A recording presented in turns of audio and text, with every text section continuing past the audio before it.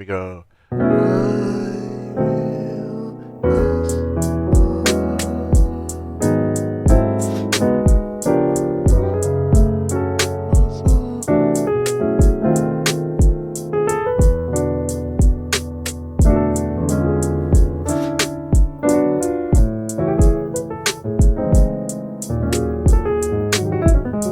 Lord. Hello, musicians. Let's get started.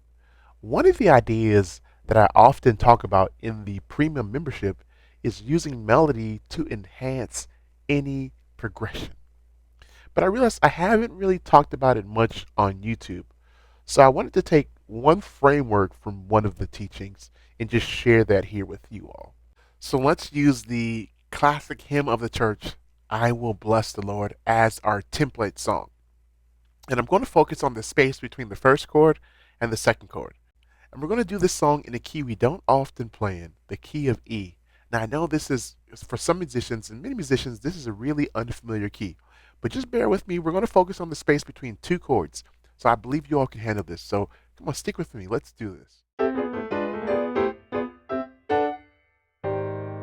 Now, the song goes, I will. That's one. Bless the Lord. And then it goes to the five chord right here. My soul. That's all we're going to focus on. One more time. I will bless the Lord, oh my soul. Now, oftentimes I'll substitute that second chord. So instead of just going right to B, I'll go F sharp minor and then B. So let me show you. I will bless the Lord.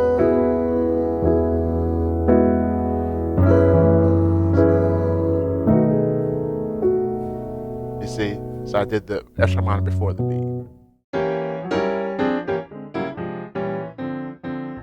So the question now is, what do I do in the space between those two chords? Bless the Lord, my soul. So, because those spaces is where all those really cool chordal moves and chord progressions happen, right? But how do we create them? So here is the framework I use to answer this question, and it is think melody first. The chords will come. So, one of the hypotheses that I've always said is that it almost doesn't matter the chords that you play if the melody is a strong one. The progression will still sound amazing. And so we're going to examine that here. And, honestly, hearing the melody or creating these melodies is actually harder than doing the chords because we spend all of our time playing chords.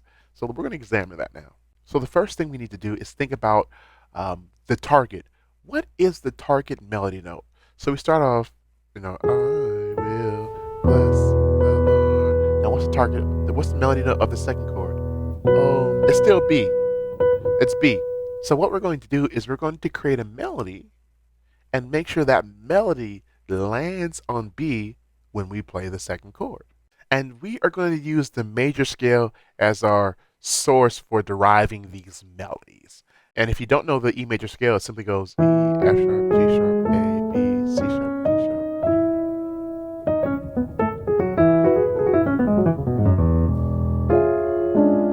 All right, so let's jump right in with melody number one.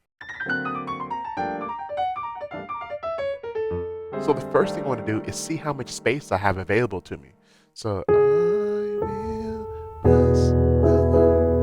3, 4, oh my soul. Okay, so I have about 2 beats, and I can do like 2 quarter notes, or I can do a melody twice as fast and do 4 eighth notes. Let's do that. So I will bless the Lord. Let me see. I'm gonna descend into it.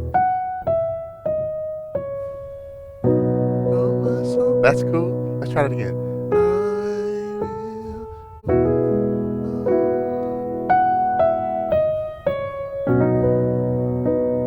I like that. So let's use that.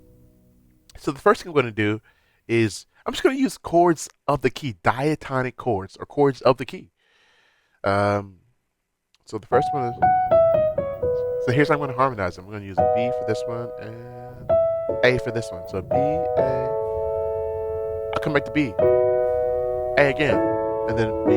So let's just do that. So let's try it.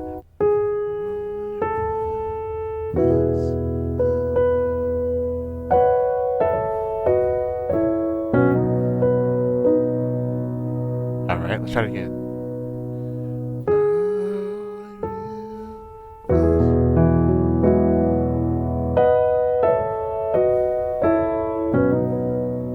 All right, that works.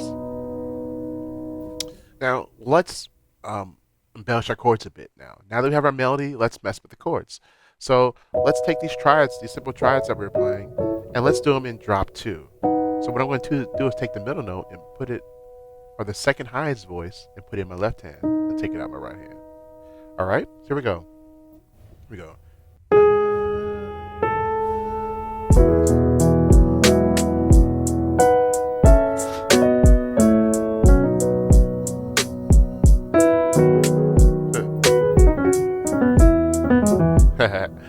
Okay, so now let's spice up our voicings a bit.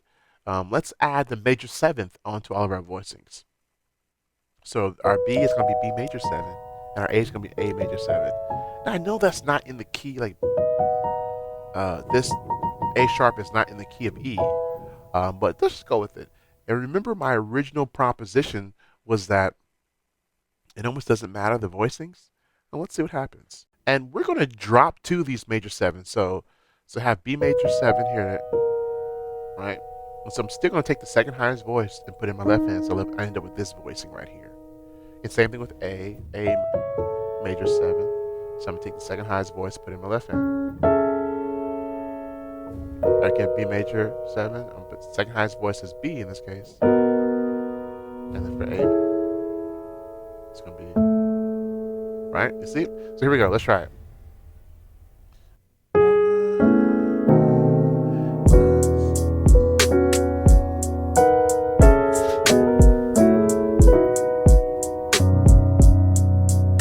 Hear it one more time.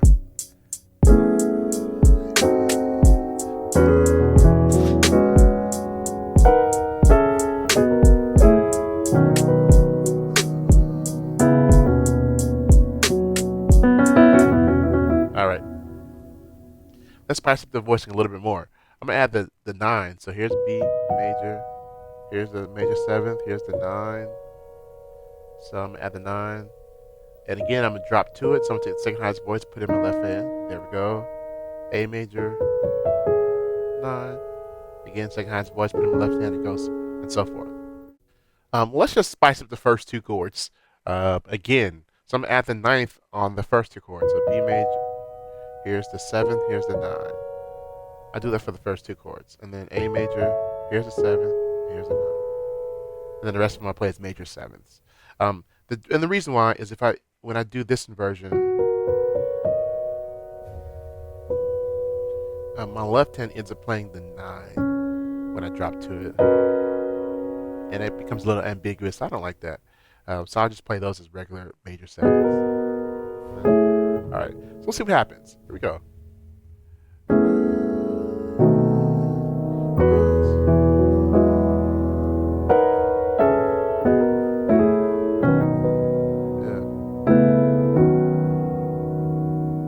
Okay, it all seems to sound good, right?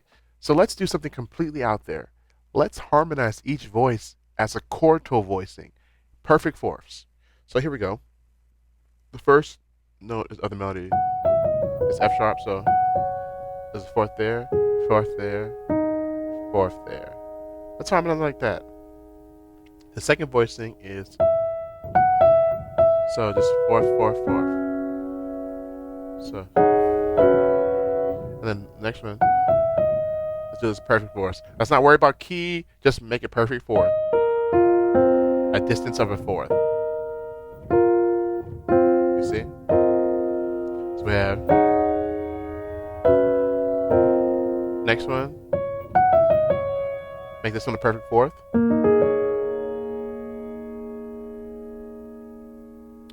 And the last one.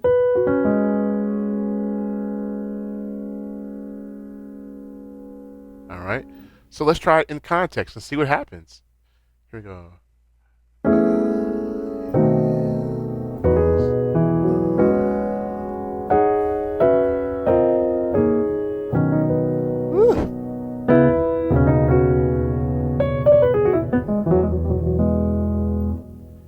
And then we can get into harmonizing this using like functional harmony.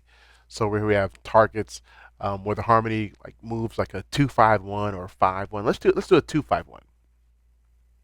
So we can make this whole progression make a 2-5 like a C sharp. So we're going to B. So the 2-5 of B would be C sharp minor to F sharp 7 to B, right? So we could go like a,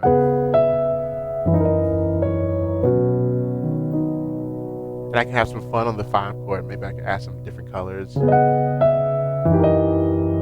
even, right?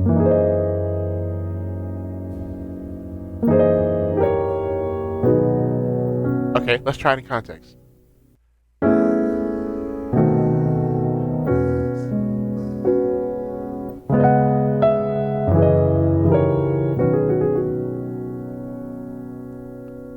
I like that.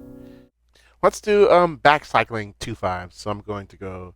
So I know the 2-5 that gets me to B is C sharp to F sharp to B, right? But the 2-5 to get me to C sharp, I'm going to go E flat minor, A. So D sharp minor, G sharp to C sharp to F sharp to B. So we'll do back cycling. Here we go. So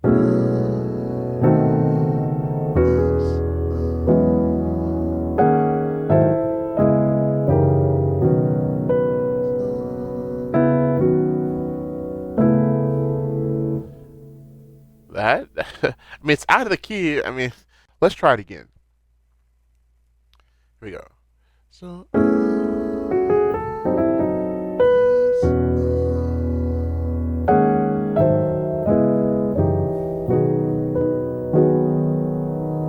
I mean, that sounds pretty sweet to me. All of those sounded really good to my ears.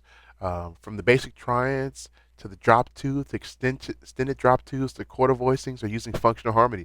They all work. And then here's where it can really take it up a notch. You can start mixing and matching them. So let's just do maybe one or two mixes and matches. Let's say let's start with the chordal harmony and then go to our 2-5-1. Let's try that. Here we go.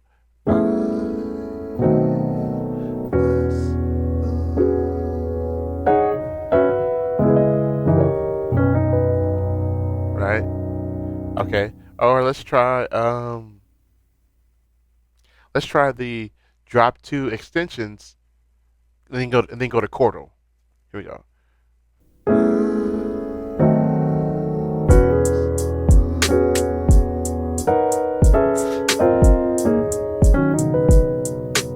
I mean, that sounds sweet to me. So let's do another melody. Let's just experiment and see if we can't do the same idea. So we're going to do a melody derived from the major scale. And remember, our target is B. So the first one we came down and landed there.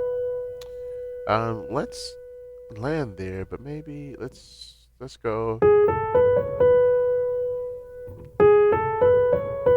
Again, I'm using the E major scale, just going up. I started below my target, go above it, and come back. You see?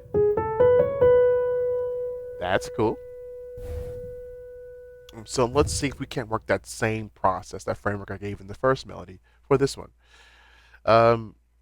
And let's make one change. So our second chord that I talked about at the beginning was B. So I will bless the Lord with all my soul. I told you sometimes we go to F sharp minor.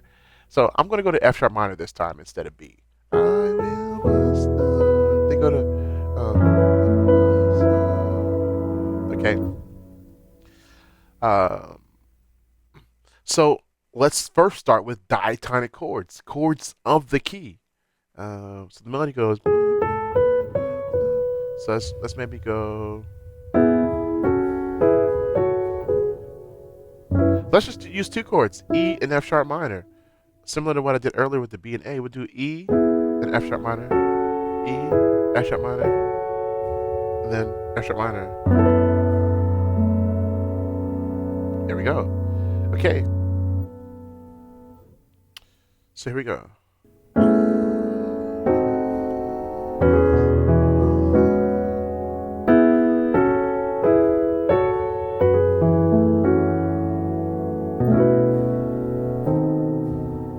All right. Okay. That seems pretty nice. So let's follow our framework. Let's maybe drop two of them.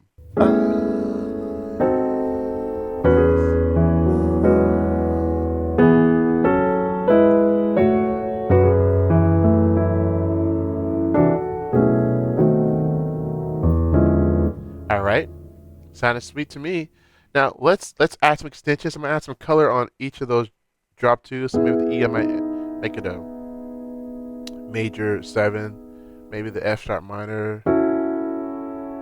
I might make it minor seven, like F sharp minor seven, or I might do a substitution and go to D there for the E again. I might make it add some color there, and then A again color. So let's see what happens. Here we go.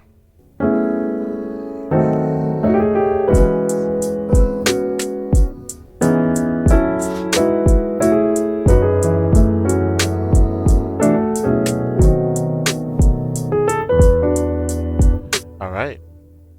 I mean that really sounded felt good. Let's try it again.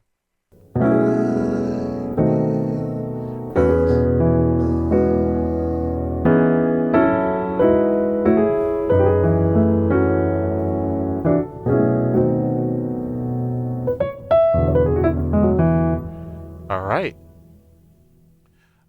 Again, that sounds really amazing.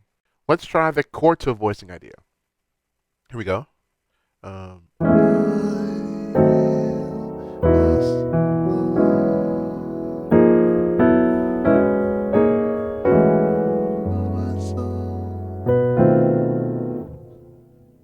that sounded sweet. Let's do that one more time.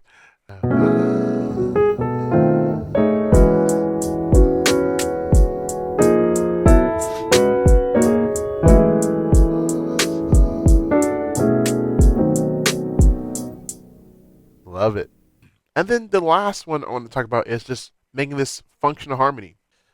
So let's do a 2-5-1. So we're starting on the first chord, and we're going to do a 2-5 to the F sharp. So it'd be 2, 5. And I'm speaking relative, right? So the root motion would be 3-6 to the 2, but the chord progression itself, the quality of the chord is 2-5-1, right?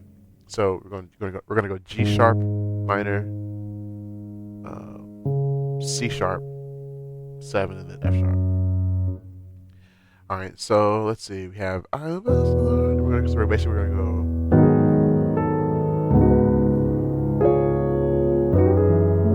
And we notice the melody. Yeah, the G sharp minor, but then the melody goes to A, and we can just have that as a passing melody tone, and then the melody here on the C sharp 7 is B. We can make it B set, C sharp 7, or we can make it C sharp sus and then resolve it. Right? So we could go or make it sus. Or another option on that A, so when it gets that A in the melody, I'm going to make this G sharp dominant. Alright, so we have minor, G sharp minor, then I make it dominant. Then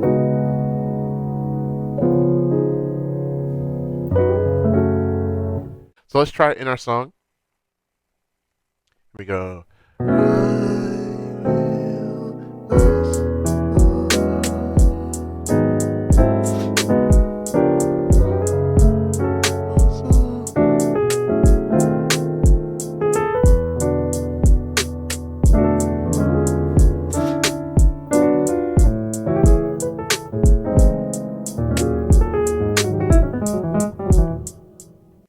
Great. Let's try it again. 1, 2.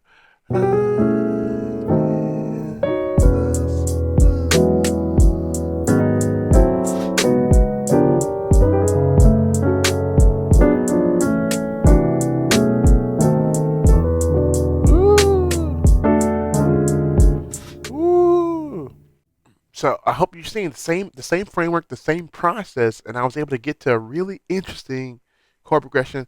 And I still haven't mixed stuff up. We can still create more and more different ideas. So here's the mistake most students make. They start at the end and try to get the fancy chord progression. But start at the beginning. Start with the hard thing, which is the melody. And when you start there, you can create all of this, okay? So what I've done is I've created a PDF download that's free of this framework that you can use to create your own progressions. So click the link in the description box and download that framework so you can set it up on your piano and use it as a guide as you create your own progression. All right, so thank y'all so much for checking out this video. I hope you found great value in it. You know, our motto and our heart is helping musicians improve. So take this and add it to your tool belt of tools to help you improve. Also, make sure you hit that subscribe button. We are so close to 100,000 subscribers. This has always been a goal of mine, and I couldn't do it. I can't do it without you all. So with your support, so thank y'all so much for that. And make sure you comment below your suggestions for videos you want to see. I want to make the videos you want to see. So let me know in the chat. What do you want to see? All right. So until the next one, be blessed and happy practicing.